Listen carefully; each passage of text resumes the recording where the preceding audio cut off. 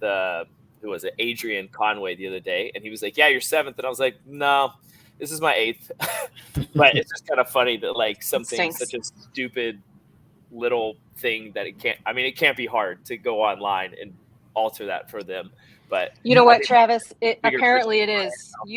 You know, we do research on so many athletes, and you'd be stunned at how many people, for that very reason, or how about you get married and you change your name, and you lose big chunks of your career on that website. That's a shame. I figured your people would have gotten it right, so that's why I asked. That's right. I'm glad I did. Do you fight with Michelle as much as Patrick Honor does? No, not at all. I mean, he's a pain in the ass, isn't he? With her, the two of them they go at it. I love it. You should see the group chat. Oh, I would love to see the group chat. Oh, it's so funny. But yeah, I'd say I'm newer and younger, and not that you know your place.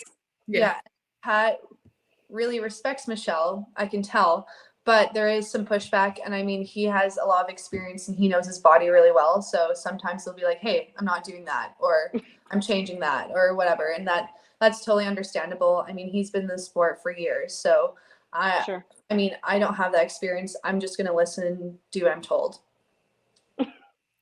So Pat is older and grumpier. Yeah. Yeah, pretty much.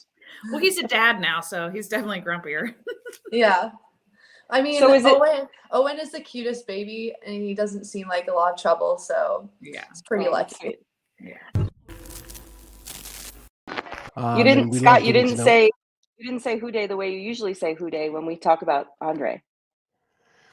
So I live in Ohio here in the States, and the Cincinnati Bengals are just down the road. And do you know their chant? Houdet! No? Really? Yeah. That's what. Yeah. That's cool. And it's a play on words of who are they? Houdet. Yeah, exactly. So that's honestly how I tell people to pronounce my name. Yeah. Yeah. That's the easiest way to go for here, it. We always say, Andre Houdet. Thank you for sharing that. Nice. I wanted to make sure Andre knew that. Yeah, because I actually picked you for my fantasy CrossFit in the final week of the semifinals, and that's how I picked you during our draft. It's very dramatic. Cool.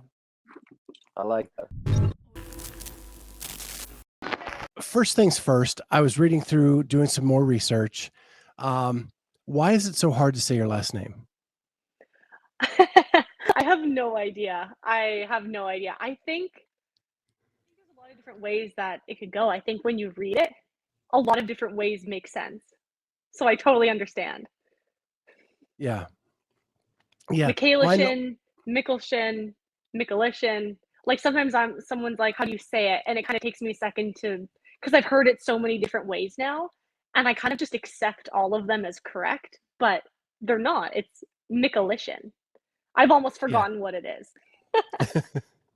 So you actually, I saw an interview and you said, and the question was, what do you want the CrossFit community to know about you? And you said the phonetic spelling of my last name so they can say it right.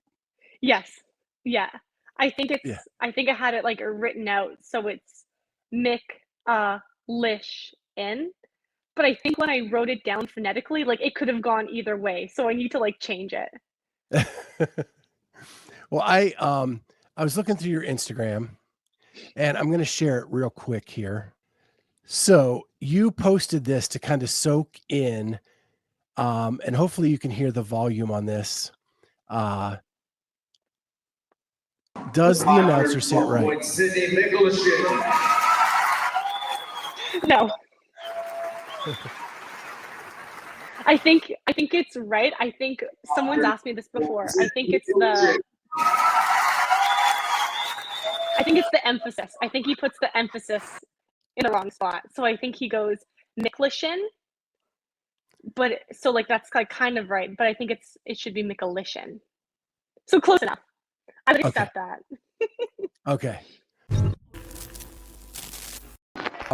Here's my last question for you, Henrik, and that is, the weekend is over at Madison, And what would you consider your weekend to be a success? And how are you going to celebrate that success?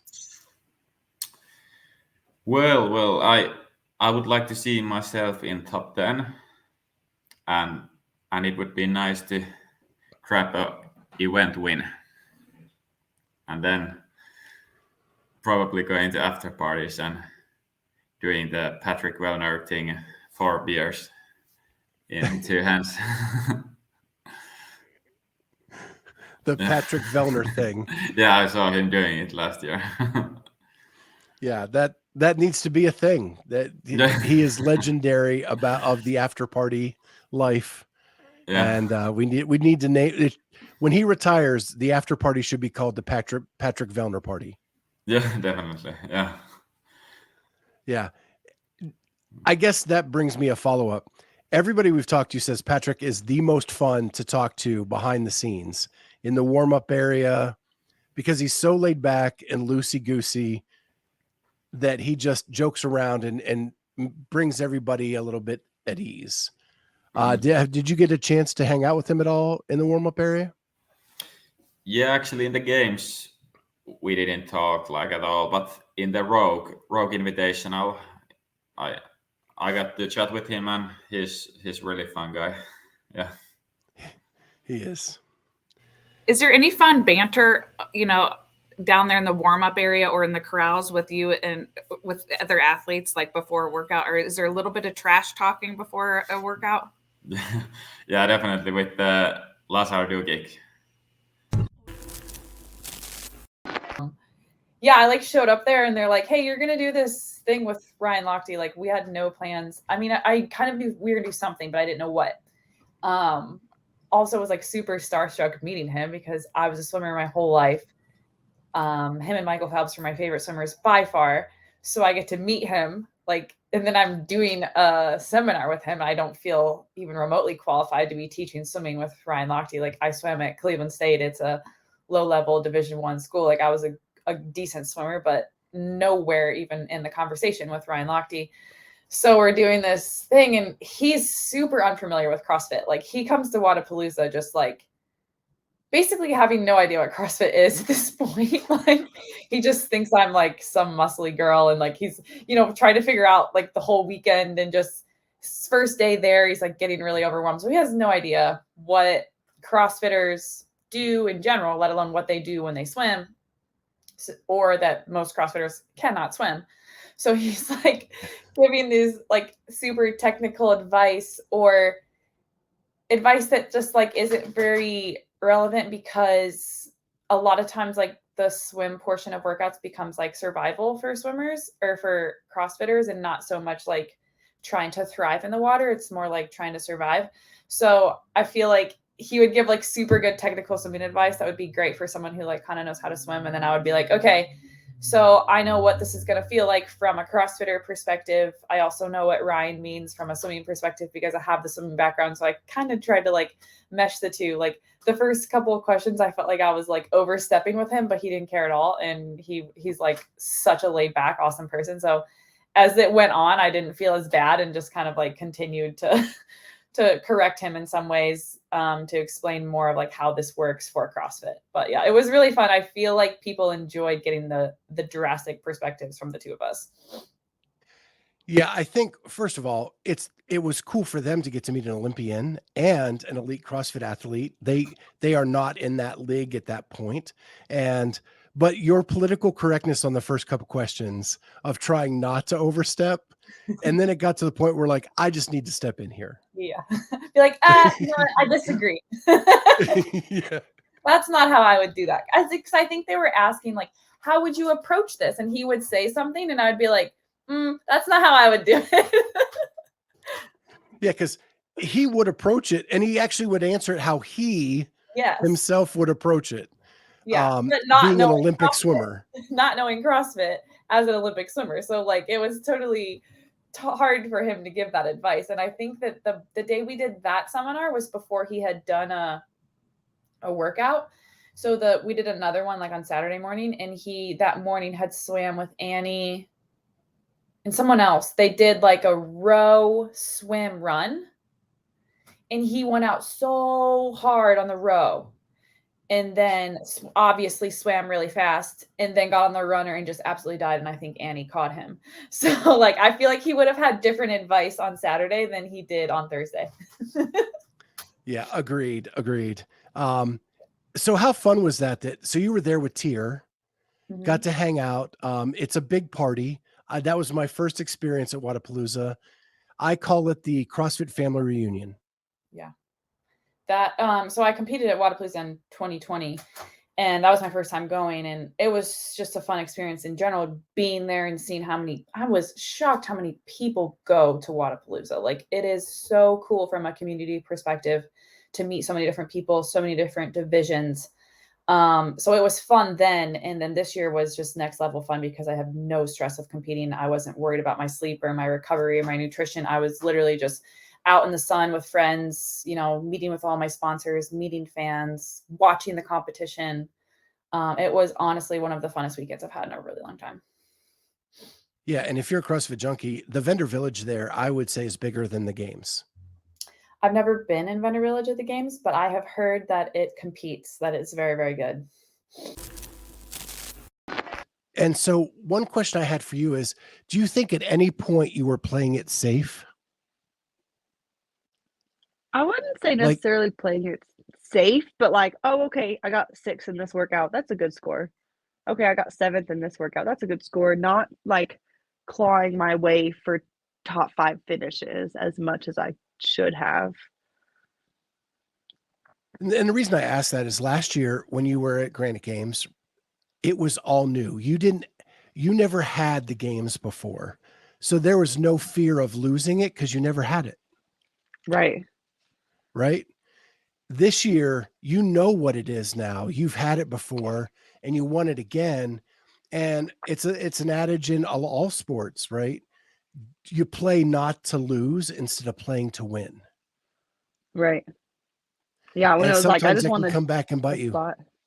Yeah, exactly. But I'm so glad it did, because I was kind of like chilled all weekend. Even if I would have got 5th place, it's so much more satisfying what happened with the last chance qualifying that way than it would have been, hey, I got 5th place. I got by through the claw or like the skin of my teeth. Now it's, I fought for it and I feel super confident going into the games because I've worked hard. Yeah, I think it was a great humbling experience. Like I was just kind of, pointing out is I felt she did come in a tad bit overconfident. And I think it just kind of humbled her in that experience, that it still takes like super hard, like you're saying, you got to claw, or Arielle was saying, you got to claw your way, up every workout to get to the games. It's by no means an easy feat. Yeah. And I like how you talk about confidence, because it's fragile too. Confidence can come and go. You used my podcast as an example. I have a bad show and all of a sudden, like, I start questioning myself, right? I've done 400 of these. I'm going to have a bad show, but it doesn't mean that, and I should be confident, but it doesn't mean that it stays there. Right. But what is beautiful is you go to the last chance qualifier and you put on a show. Like, it wasn't just by the skin of your teeth. It was, this is mine and I am taking it. Right. Almost to the point to where it was like, in some workouts, it was by 1 rep that I won, and in some it was like 10 seconds. But it was like, I don't care. I want Dillon, when he was cheering, he would say, I want to leave no doubt. Like, one of those spots, if I'm going to earn it, I want to earn it fair and square. Yeah, it was just beautiful to watch, right? You won by 40 points. There was no doubt. You won 3 of 4 events. And I would say going in, I was probably, following your career, I was probably most confident in event 2 for you. Yep. Same. We all were. That's the one event I expected, like, oh, okay, I would expect to win this. And it was the one event I did not. Right. Like, it's crazy. And you dominated some of those. So it was it just was beautiful to watch. Cause I tell people, I was watching Savon one night and they were talking about you. Yeah. How that Arielle the people don't realize how fast she is on her hands. Yeah. Yeah. And I had the privilege of being right beside her at lane 10 at Syndicate when she crushed that workout. And I was like, they were not even mentioning her as someone fast on their hands. And that's when I piped in and they actually put it up. Yeah, I saw that. I mentioned it to her that you had given her a shout out that Arielle took second at the Syndicate. She's pretty fast on her hands, you know, and that was 400 meters, I think, of running on your hands. So running on your hands. 400 feet. Yeah. Oh, 400 feet. You're right. You're right. But we were talking about these feet on our feet.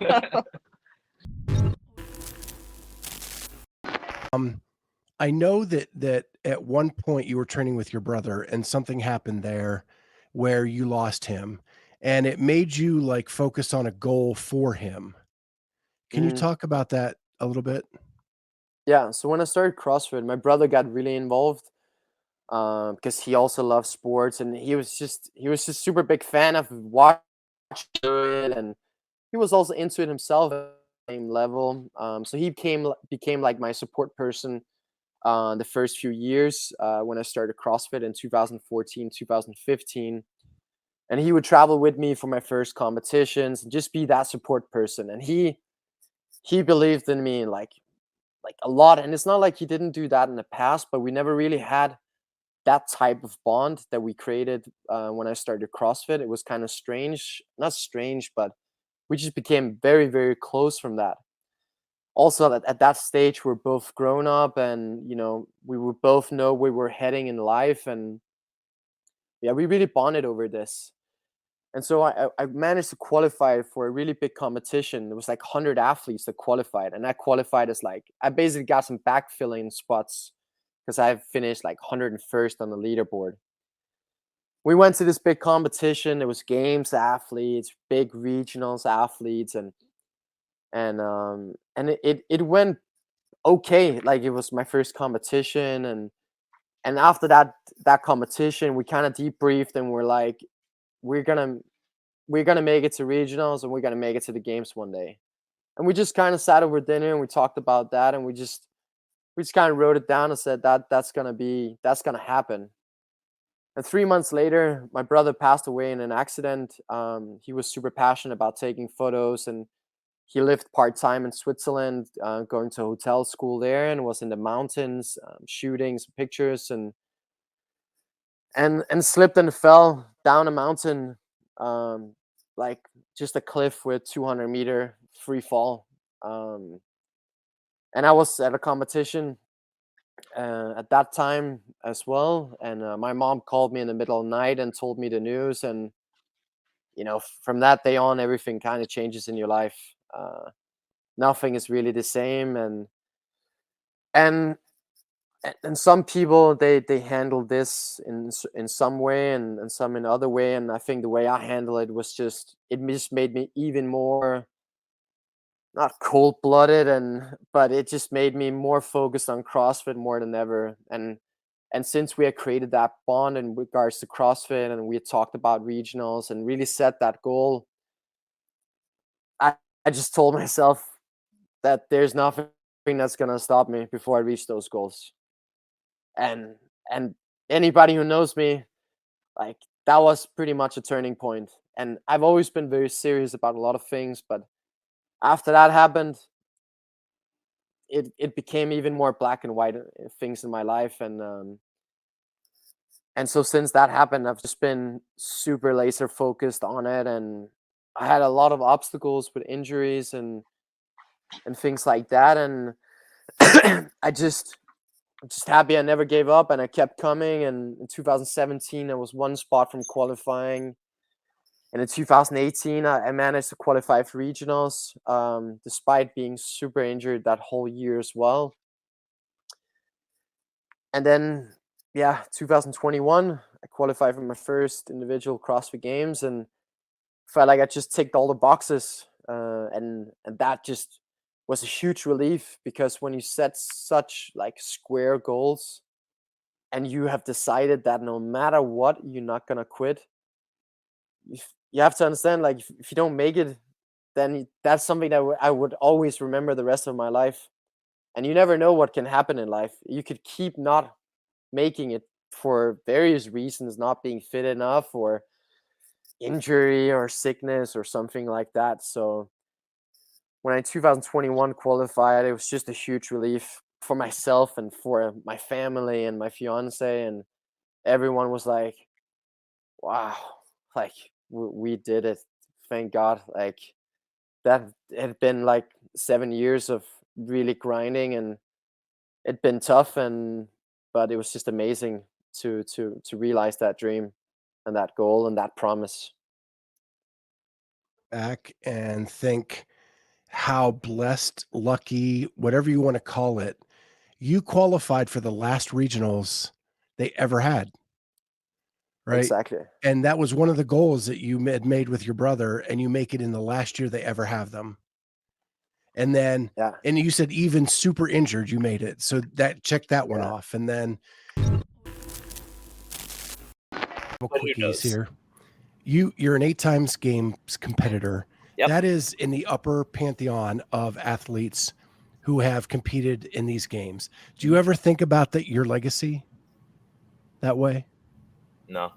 Not really. Well, I mean, I think I just look at it as each year I'm striving to give my best and try to do better than the year before, and keep continuing to like even show my kids that no matter what you want to do, just keep chasing after your dreams until you accomplish it. And if that happens or it doesn't happen, don't give up on it. And I think hopefully there will be some legacy that's left that will be enjoyed, and that people can kind of just know of like, he stuck with it, he trained hard, he was smart with how he did everything. But at the end of the day, I'm not really too concerned or thinking about that right now. Do you ever Google yourself? No. So I ask that because, we do research on you before we do these. I do know there's an Olympic skier because people have told me that. So that's what I was going to show. I was an Olympic skier before. He knew. I will show our audience. That means you can get the tattoo, Trav. Yeah. Right? I don't know if that's what that means. Get the rings. So there it is. It is with your picture. Oh, wow. It even says it over there. Oh, Western New York. Yep. Nope, not at all. Yep. Nope, and I'm not 40. You won a silver medal. Wow. I'll take February 22nd. Is that your birthday, February 22nd? Nope, not at all. Okay. Wow, that's interesting. I wonder how I need to change that, Google. I'm sure CrossFit can change it for you. CrossFit, see if they can fix it. Just send them an email. So with the whole Trevor, email. The whole Trevor thing, things like that, how comical does that get? And when you come home and your own kids are holding up "Way to go, Trevor" signs. Yeah, you got Trevor, you got Tina, you got Timmy the Tool Man, there's all of them. Max comes up with these ridiculous names all the time. But at the end of the day, it's funny. When it actually started getting to where people were calling me like Trevor and like not sure like what the difference actually is, I was like, okay, like we need to stop the whole Trevor thing of like, no, that's not actually my name.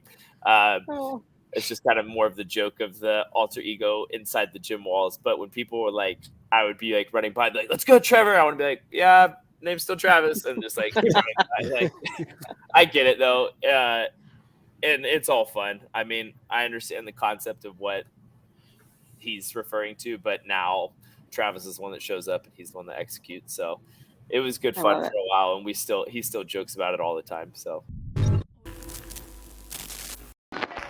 So you grew up in Winnipeg, Manitoba? Yeah. Okay. So Canadian geography, I'm not the best at, but that is like way east, correct? So Canadian geography, I'm not great at either. But we're like dead center, like we're central Canada. Okay. Yeah. Okay, so you're over like Michigan. I have no idea. Don't know. All right. I just know we'll pass right on that. Okay. How big? So did you grow up in Winnipeg? Yeah. What are the differences between it and Boston? Oh my gosh. Okay. So the number one thing that comes to mind, because I just was in Boston, is the driving. People here are so aggressive. They drive so fast and they're really, really mean. Like, I don't even know how I survived. I had to drive my sister to the airport and I missed like 7 exits. We added like an hour to our time. Like, if you miss an exit, you're done. Like, honestly, you're done. Like, no one's letting you in. People will destroy you. Like, I thought I signaled, like, going through tunnels too. Like, we don't have like tunnels. They're so scary. I hate driving in tunnels, but I'm like driving through them, think I'm doing like the right thing, and then someone's flipping me off like 5 times and I'm like, I don't know what I'm doing. I think I'm driving correctly. Obviously I wasn't. But the driving, hands down, Winnipeg is so chill because I don't even know. But I thought Winnipeg drivers were mean and aggressive, not even on the same planet. So you are in semis at 18. You hold your own. Then really, like, I was looking at some numbers. Your improvement from last year to this year is like mind-boggling. Yeah, for sure. Yeah, there's definitely been quite a few changes that attribute to that. So I actually have a stat sheet our partners at fantasyfitnessing.com put together. And I'm going to pull that up real quick. So what they've done is there's a lot of things on here, but I want to focus on these here. And this is, they take, if an event included one of these movements, they put it on this list. And if you go in the far left is the most recent and the far right is the earliest that you did that. And it's basically from 2020 forward. Okay. So like you look at burpees and at Wodapalooza 19th, 30th at the Bayside Chipper, and then the Open 500. And then when we get to this year, now we're going, 17th and 2nd. If you look at the clean, now you were very strong for your age. So this isn't really a good representation of every other movement, but like look at GHD sit-ups, quarterfinals, 66th. And then now we're like 15th, 9th, 15th. And these two are quarterfinals, 66th to 15th and first at the Atlas Games. Handstand push-ups, 28th at Wodapalooza, first at the Atlas Games. Snatch, we got a 13th at quarterfinals, 6th at the Granite Games, 2nd at Atlas Games.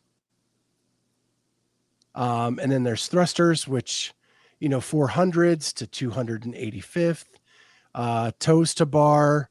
You're in the hundreds here. And now you're up to 7th at the Atlas Games.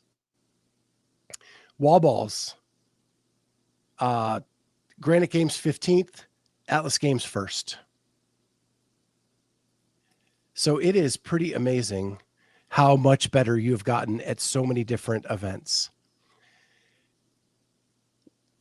I want to ask you, so when I first saw you at Mayhem, I looked at you as a power athlete.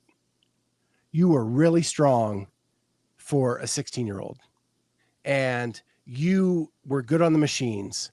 Now I see a much more well-rounded athlete going into this year's games. Absolutely. Yeah, I definitely agree with you. I think a lot of it has to do with just overall, like, since I have moved to Cookeville and done Mayhem Athlete programming, it's definitely a lot of volume. And so it kind of like forces you to get used to the movements and get better at the movements. But I also think it kind of attributes to just overall, I've been in the sport like 5 years now, just under. So I think it's kind of like a collective, it's like all coming together. Okay, so I looked at who was at the Atlas game. It looks like there's about 5 or 6 of you that are 20 or younger. Yeah. And three of you are going to the CrossFit Games. Yeah.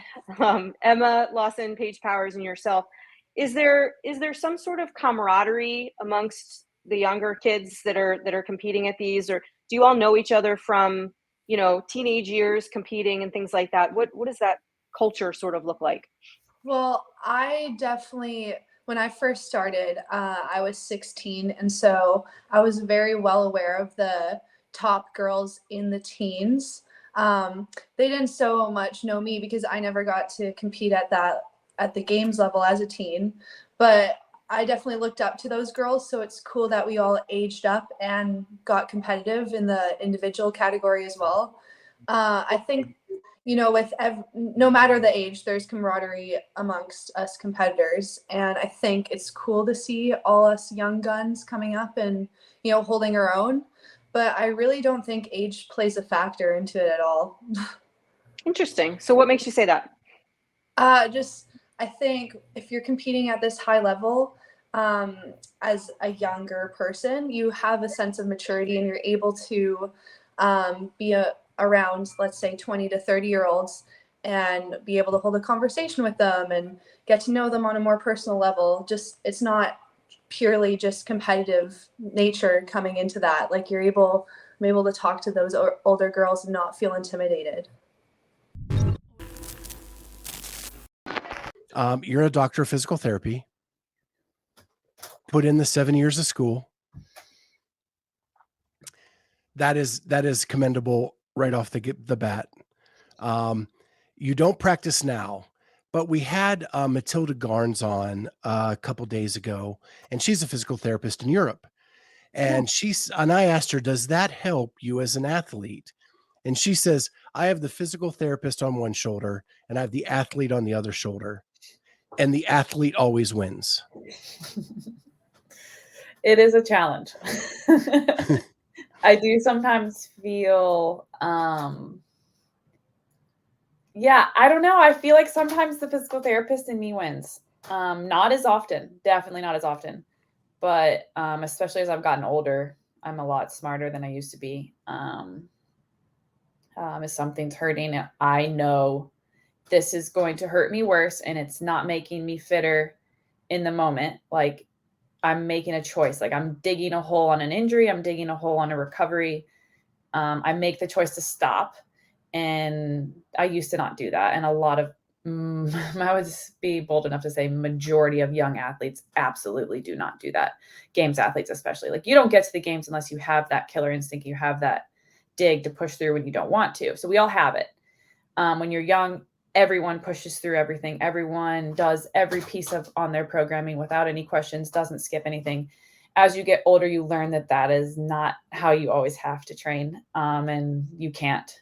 Your body starts to wear down and you get a lot more out of your recovery if you learn to listen to your body and not dig that hole.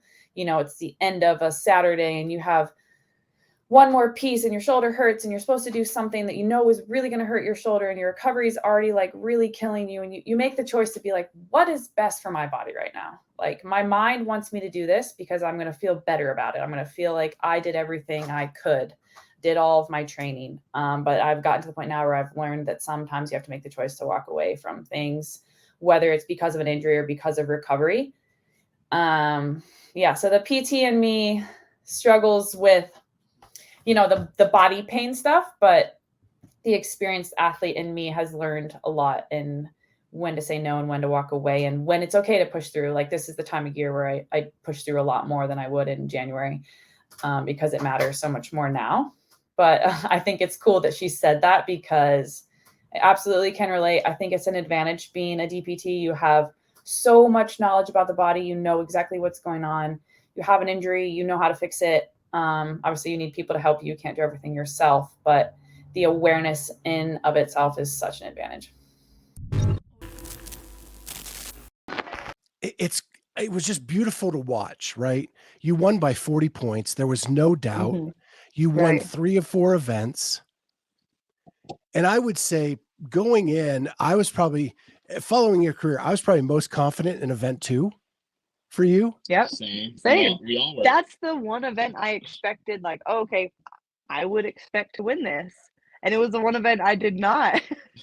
Are you glad it turned out that way, that the workout you were most confident in wasn't necessarily your best workout? I don't know. It was just a weird one because I PR'd my row. My old row PR was like 740. I got off the rower at like 725. More time than I expected to have. It was just so surprising that I was like, oh, this one's easily. I got off the rower fast. That means I can walk on my hands fast. But just seeing like a little bit of that confidence that like the other girls are that good too. They're getting off the rower at the same time and still moving fast. I wasn't going as fasted as I anticipated, I think. So we talked about that event with Emily on Tuesday night on this show. And she said that she was talking to you. Oh my goodness. Speaking of the Ross, this is for Kyle. Will you accept this rose? Will you accept my rose? Oh my goodness. You get it. You get it. You get it. Yeah. You get it. Oh, I know. I totally get it.